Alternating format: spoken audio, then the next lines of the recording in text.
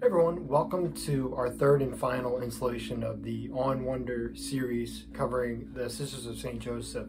I wanted to give you a quick little introduction because there's a little snafu in the video with some of the audio. So my audio isn't super clear as it normally is. We had a little bit of a mic issue, which I always take those to be moments of humility where we can say that God is inviting himself into the process of whatever it is we're doing to offer some humility and to kind of cause us to pause and reflect and reevaluate the ways we're doing things, because the conversation was so good.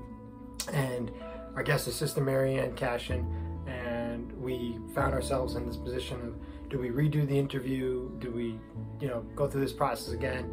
And I just thought it was so great and so organic and beautiful the way it was that it really needed to be the way it was.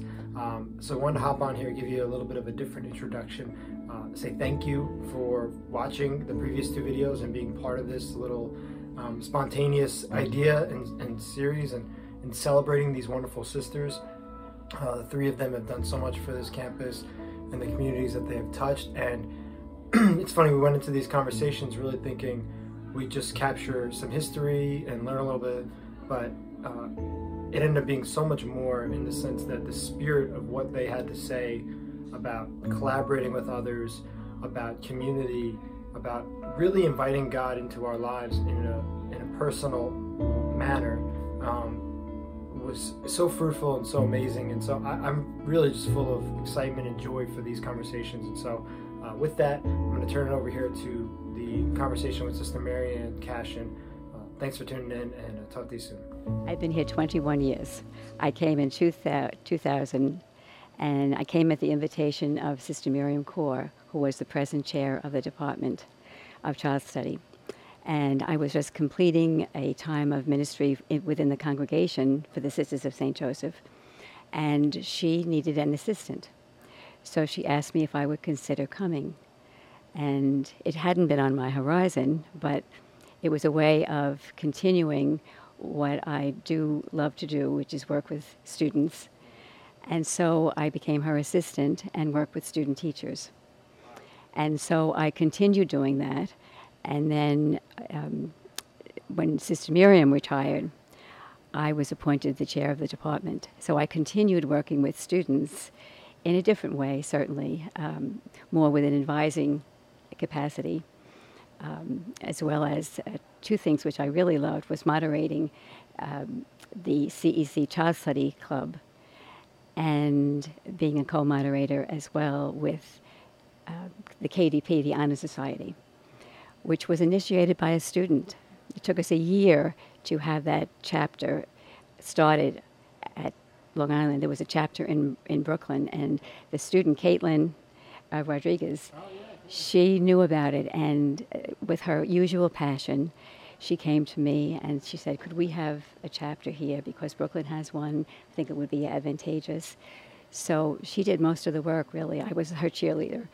But so we have a chapter of that. So as I said, I'm a co-moderator with that Honor Society and a co-moderator with the CEC Child Study.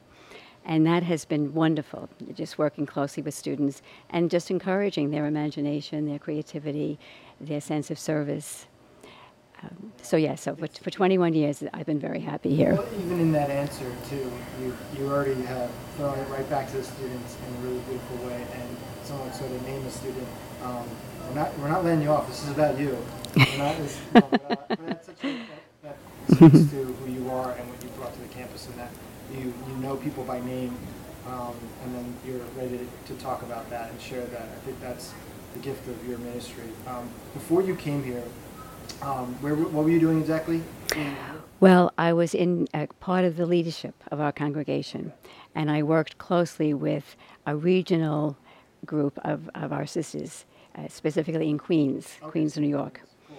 So I worked with them in many capacities, which I loved. It was a wonderful, very relational work, and I found that that's one of the things that I enjoy, is developing relationships with others. And everyone here has noticed that about you, and it's been special because Thank you. doing these episodes and preparing for them and talking to some people here, That's the energy that's come about with the sisters when I say, oh, doing this thing, we're interviewing some of the sisters who are leaving us, and they all have their own, everyone has their own unique relationship with each of you in a way that is authentic and wonderful. And I think that says a lot. And there's a lot to learn, especially to our students that are watching.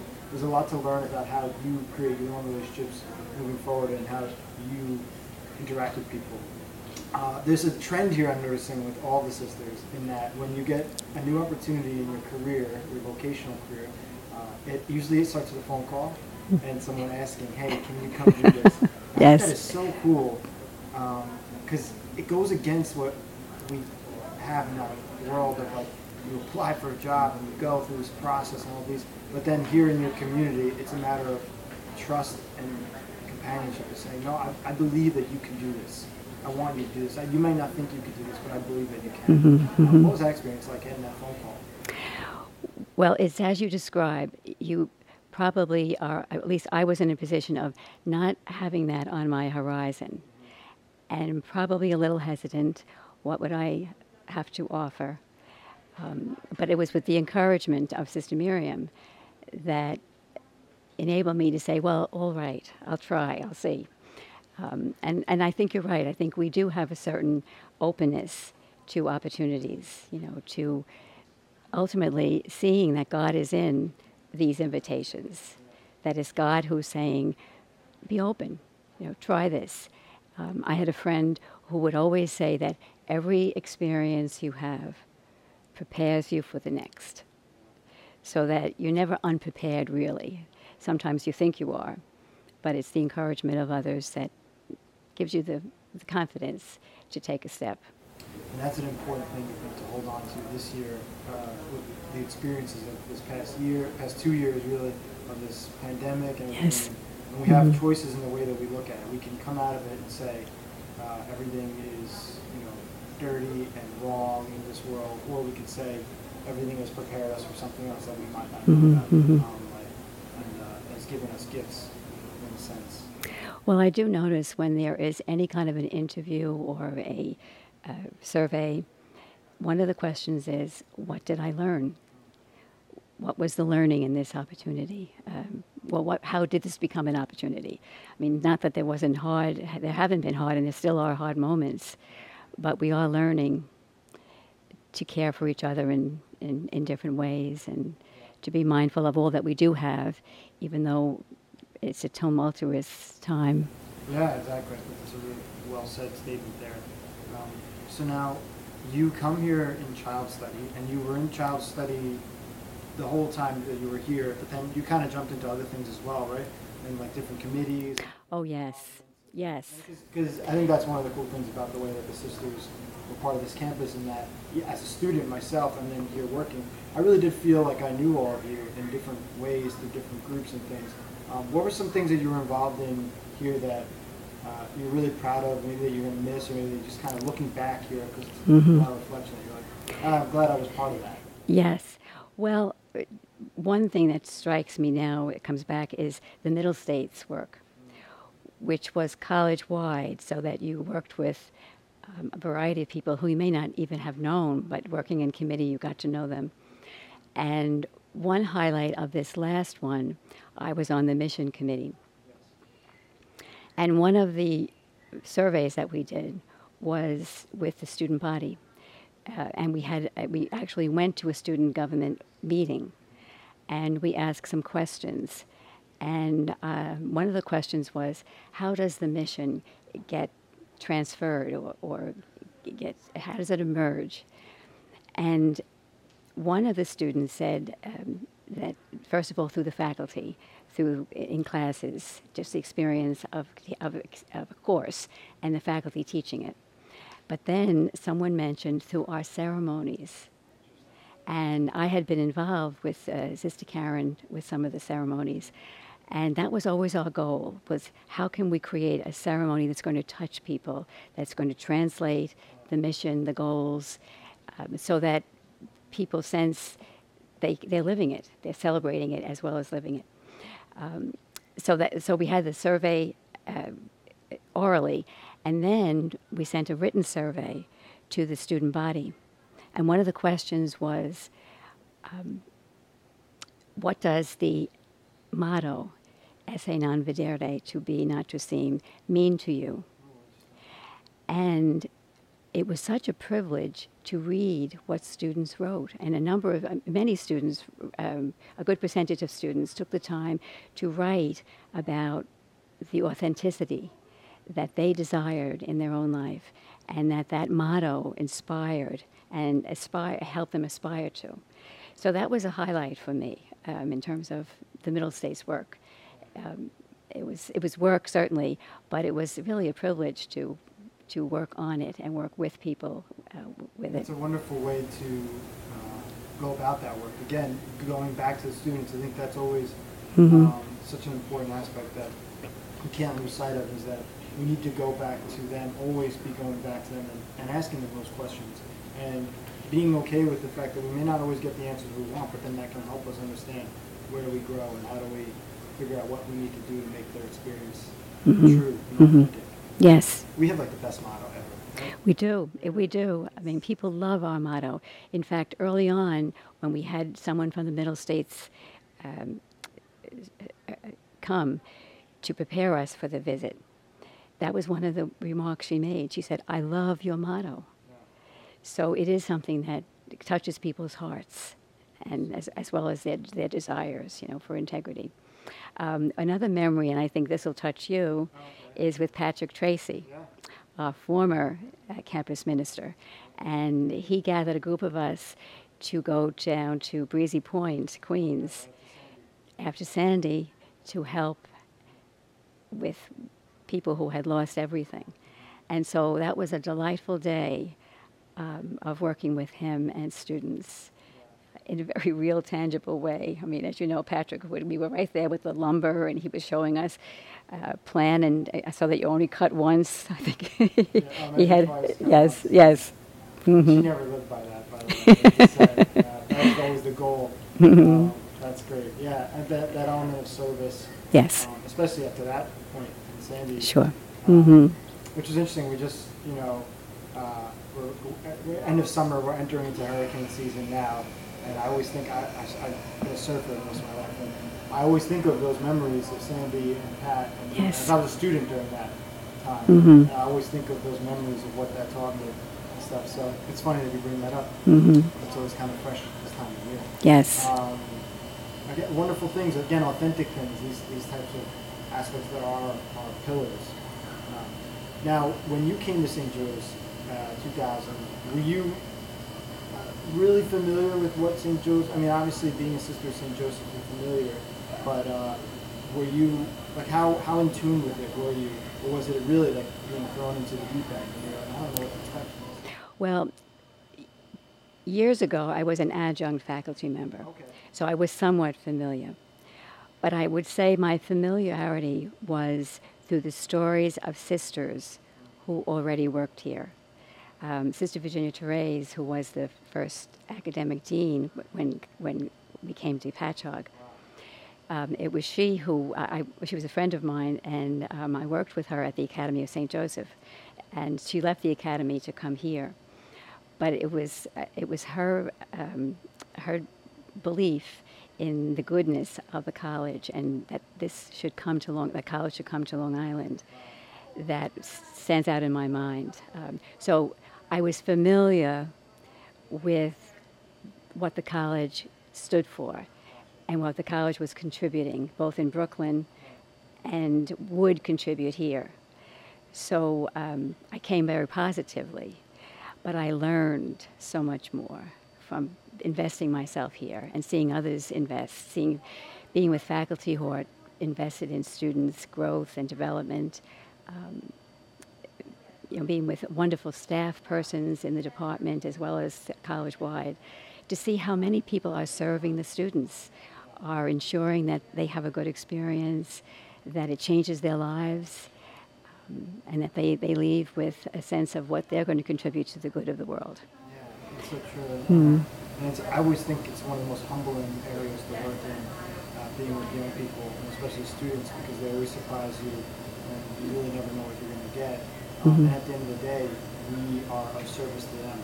Sure. So Sure. our game kind of has to always change and fluctuate with the times and what they need. So it's an interesting process of growing. Even for me, I always say, even as a younger person, it still is always a lot of learning. And I think that's something I've gotten from you too in your energy, because I've always felt that you were very available to listening. You're a very good listener. Thank you. Were you always conscious of that? Was that something that you were always like practicing, the act of listening? No, I didn't know. I wasn't conscious. I've become conscious that I am a good listener because others have told me that. But it wasn't something that I would say a while ago, I'm a good listener. I would say it now, but because I've learned that I am. But I'm glad you would compliment yourself on that. I think that's good. I think that's something I've been trying to learn more of, and I tell the students that too, is like finding that balance of being able to be proud of the gifts that God has given you, and then build off of them. And not to just rest on that, but then to say, okay, this is something that is good about me. How do I take that further and make it something that is shareable and unique? So thank you for being honest about that. Thank you. Thank you. And I agree. I think you are a great listener. It's something I've always felt in my conversation. Thank you, Christian. Well, I'll bring you back to what you said about how we all learn from each other, and especially students. We learn from our students. The students learn from us. But the consecration of Saint Joseph, that you led us. Yes, if you remember, we had a few evenings with the students, and it was beautiful to hear their sharing and their appreciation of what they were learning from each other, though. They talked with each other in our presence. I mean, we were there to accompany them, but it was their conversations that they were learning from. And not to put you on the spot, because I will, because why not? We did the 33-day consecration, so we did the 33-day readings, and then once a week we would hop on these Zoom calls, because it was during the pandemic, and it was like a group of like 20 or so people overall that were included, but not everyone can make the meetings, and it was just very tough. So I kind of put it out there to say, hey, if you can make it, jump on. If you can't, no worries. It's like you're not getting graded. Just stay in touch with me about how your experience is. And so then I would meet with some people individually to make sure that they were feeling good about everything. And you were at every call. You were at every... Oh, I don't know if I was every call. Okay, maybe you missed half of one. Well... But you were the most consistent one, and you were at every one. And again, I remember thinking there was a lot of comfort and peace of knowing that you were there. Yes. To meet the students and to offer that, because they were really great conversations. They were, and that's why I was glad for the opportunity to meet them in that way, because it took courage for them to join the Zoom call and to open themselves to what they were thinking about as they read the readings about St. Joseph or wondering about maybe. So we never done anything like that before either, so it was a very unique experience, and the Zoom call world is just so, like you said, opening up to that. It's a really weird, vulnerable moment, because yes, you're in the privacy of your home, but then you also just feel like everybody's in your house right now. It takes a lot of strength for our students. And I appreciate that you were part of that. Thank you. I was glad to be. Yeah, it was a great experience. I want to time travel here for a moment, because I'm just really curious about this. What led you to being called to be a sister of St. Joseph? I know it's a really big question, so feel free to take that as you wish. But I just think it's interesting.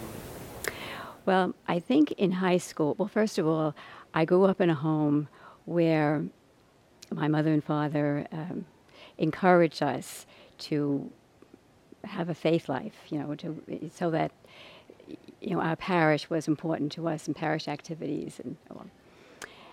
And I think it was in high school that I began to watch the sisters who were my teachers. And for some reason, I was drawn to their happiness. And I would looking back at it now, I would say maybe their joy. It was probably deeper, but on the surface, they appeared to be very happy people. They were happy to be with us, their students, even after school. And as I grew older in high school, and then I went to St. Joseph's College for a year before I entered the Sisters, I kept watching. And so I saw the happiness, and I also saw the good they did. And particularly one sister in high school, I felt that no one was invisible with her.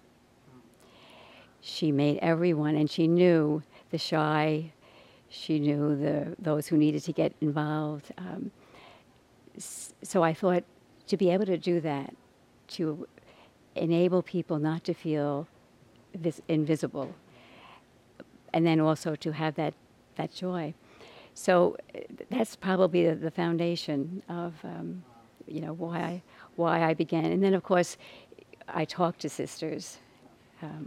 My father had 2 cousins who were sisters of St. Joseph, so I talked to them. And a friend of mine entered right after high school, so I talked with her.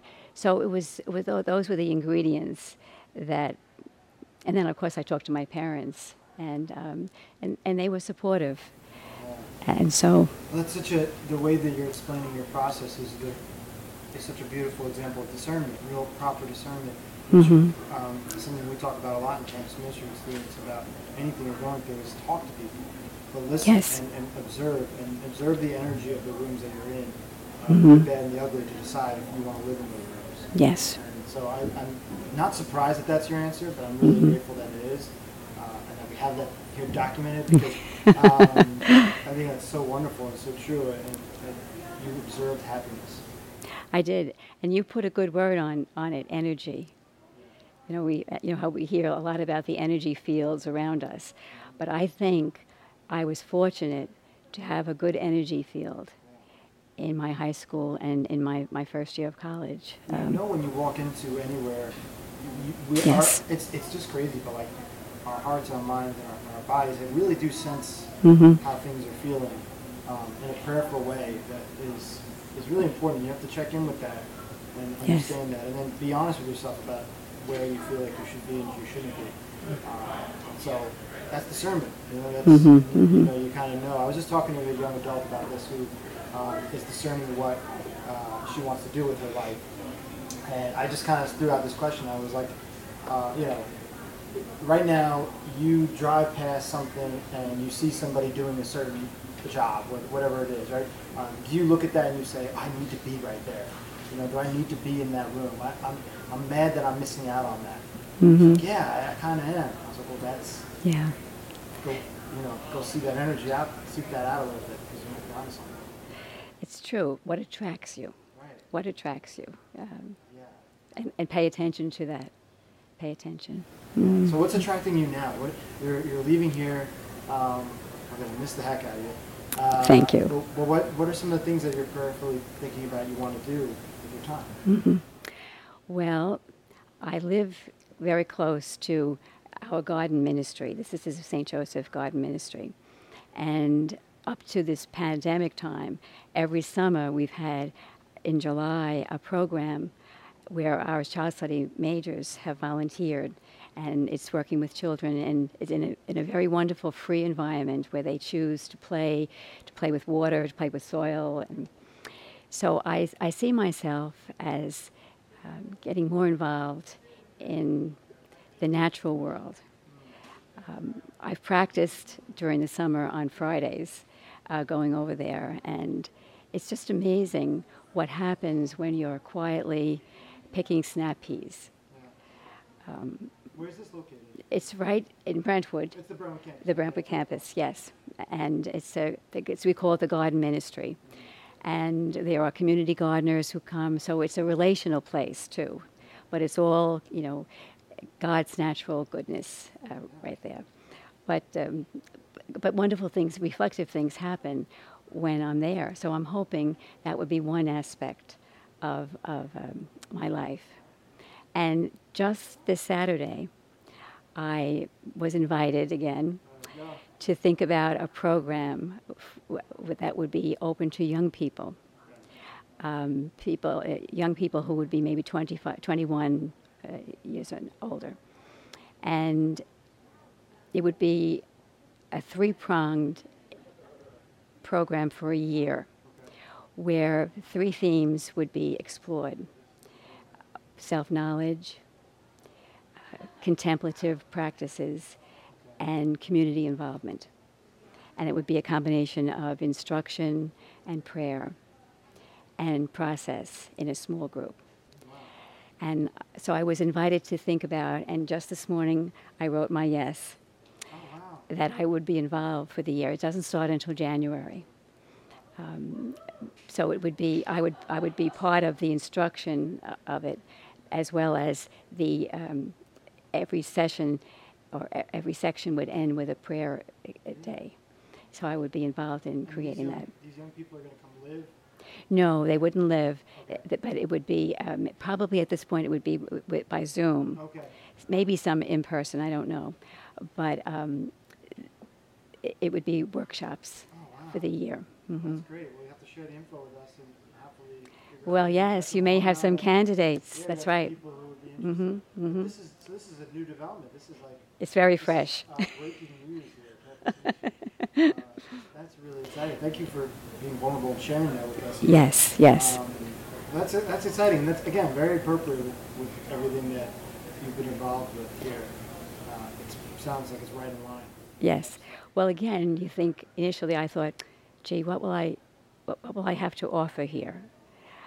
But you're just what you're saying. It's one experience has prepared me for another. So my work here with students, one-on-one and in groups, has prepared me, to know more about this age person and what they're seeking, what they're desiring, which is the desire of all of us, And it's depth.